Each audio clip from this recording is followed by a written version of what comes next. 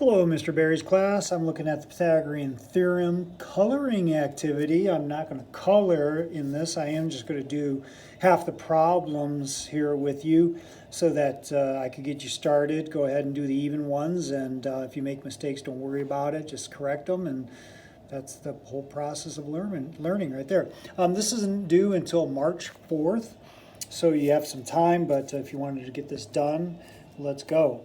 So we have a squared plus b squared equals c squared. So the legs of the right triangle, and then you have the hypotenuse being c. So the shortest one we usually call a, the next longest we usually call b, and that's how I'm going to kind of keep them in order. And then c is going to be the hypotenuse, always directly across from the 90-degree angle. So here we go. I'm going to have 9 squared plus 13 squared equals c squared. You could just put this in your calculator. You don't have to do each square one. You could just add that up and then just get the square root of it. You know, you could calculate that real quick. I'm showing you every step along the way, so you don't have to show every step. Unless Mr. Berry wants you to. I do not go into that class, but he may be wanting you to do that, so that's why I'm showing them all. Take a look at number 3. I'm missing a, so I got to find a. So I subtract 196, which is 14 squared, from both sides, and I get 165. Take the square root of that to give me a, and that's going to be 12.8. You'll notice all these answers correspond to different colors that you're going to color some beachy sandal looking thing at some point.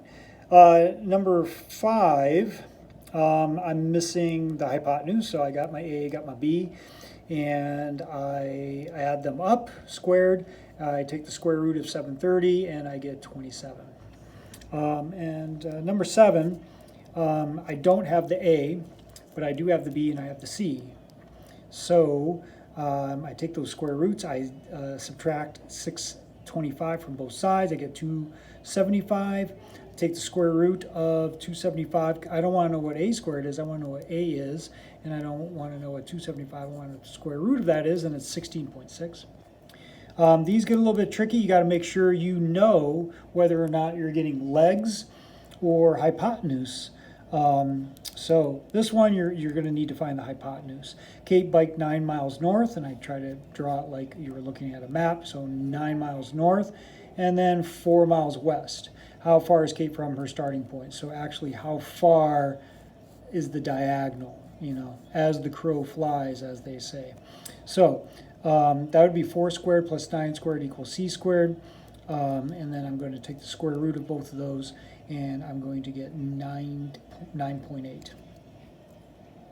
And then number 11, here I know the hypotenuse. A 15-foot wire is tied from the top of a pole to a stake in the ground. If the stake is 5 feet from the base of the pole, find the height of the pole. We are assuming, now mine doesn't look straight, but we're assuming that this pole is straight up and it's not bent over, or you know, we assume that there's a 90-degree angle here. So that's going to be the hypotenuse. And this is the 5. That's supposed to be a 5 down there.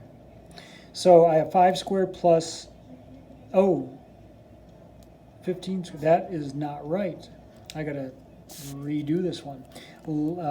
I put that in the B spot for some weird reason, so let me crank this one out with you. So 5 squared, good thing I'm looking at this.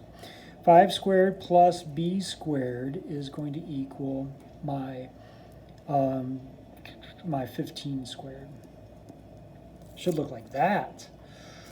Okay, so then I have 25 and plus b squared equals my 225.